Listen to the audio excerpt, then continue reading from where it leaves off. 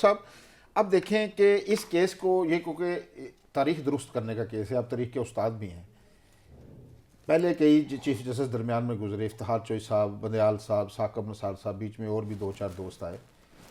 انہوں نے کتنا بڑا رسک لیا ہے کہ وہ ان کی دلچسپی ظاہر کرتی ہے کہ وہ ہسٹری کو درست کرنا چاہتے ہیں. صاحب اس میں ایڈ کرنا چاہتا ہوں، میں اس بات سے اگری نہیں کرتا کہ یہ اس سے صرف تاریخ درست ہوگی. اگر آج بھی ججوں نے صرف تاریخ درست کی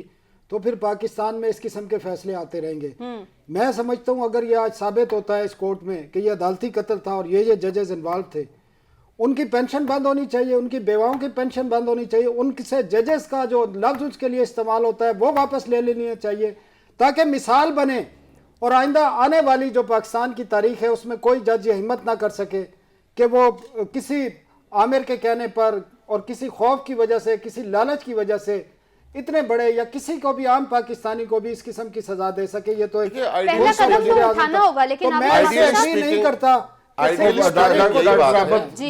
جو ثناء الحق صاحب کہہ رہے ہیں میرے بھی جذبات وہی ہیں. آئیڈیل سپیکنگ یہی ہے کہ وہ لوگ جنہوں نے اتنا بڑا قومی جرم کیا کہ ایک شخص جس نے اس ملک کو آئین دیا، جس نے پاکستان کے 1 لاکھ کے قریب جو قیدی ہیں جنگی وہ چھڑائے، ٹوٹے ہوئے پاکستان کو دوبارہ کھڑا کیا، کمیٹی آف دی نیشنز میں پاکستان کا وقار بنایا، پاکستان کے جو شہری تھے ان کو بیرون ملک ملازمتوں کا موقع دیا، بہت بڑا ریمیٹنس پاکستان میں آیا،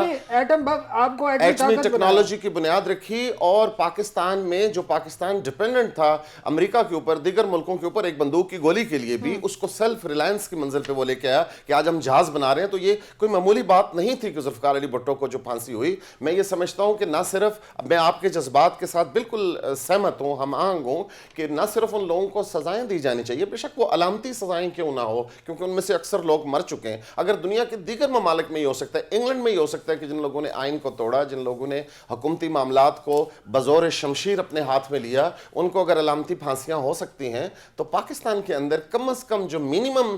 جو اس کا ایکسپریشن ہے وہ تو ضرور ہونا چاہیے تاکہ پاکستان میں جمہوریت ادارے مضبوط ہوں. تو آپ سزاؤں کی طرف چلے گئے، یہ اب عدلیہ پہ معاملہ چھوڑتے ہیں کہ عدالت کیا کرتی ہے. لیکن جب یہ موڈ ہی بتاتا کیس سننے کا کہ جسٹس قاضی فائز ایسا پاکستان کی ہسٹری درست کرنا چاہتے ہیں. جی دیکھیے خواجہ صاحب، اس میں ایک بات کو ہمیں ضرور مد نظر رکھنا، عدالتوں کے لیے بڑا احترام ہے، ہم مجبوراً احترام کرنا پڑتا ہے ہمیں. وہ ججز جب نہیں ہوتے میں تو دل سے احترام کرتا ہوں سر. نہیں، ان ججز کا تو بڑا دل سے احترام ہے جنہوں نے پاکستان میں انصاف کیا، لیکن جن ججوں نے ہمارے قومی لیڈروں تک کو پھانسی دی اور وہ وقت نے ثابت کیا غلطی، وہاں پہ چلیں یہ کنٹروورشل بات ہے. میں یہ سمجھتا ہوں کہ کہیں ایسا نہ ہو کہ خدا نہ کرے خاکم بدہن کہ یہ میں سکور سیٹلنگ کے لیے ہوگا کہ کسی اور پولیٹیکل پارٹیز کو، چونکہ ماضی قریب میں بہت غیر معمولی ریلیف ملے ہیں پاکستان کی عدلیہ سے، سپیریئر عدلیہ سے، تو کہیں یہ نہ ہو کہ حالات سے نظر ہٹانے کے لیے، کیونکہ بہت سارے لوگ کہہ رہے ہیں کہ ماضی میں عمران خان کو بندیال صاحب کی، جو چیئرمین پی ٹی آئی کو بندیال صاحب کی کورٹ نے غیر معمولی ریلیف دیے، اور اسی طرح اب کچھ لوگوں کا یہ خیال ہے کہ میاں نواز شریف صاحب کو غیر معمولی ریلیف ملے. تو کہیں ایسا نہ ہو کہ اس تاثر کو ختم کرنے کے لیے ذوالفقار علی بھٹو کے کیس کو جو ہے وہ ایک ٹول بنایا جائے.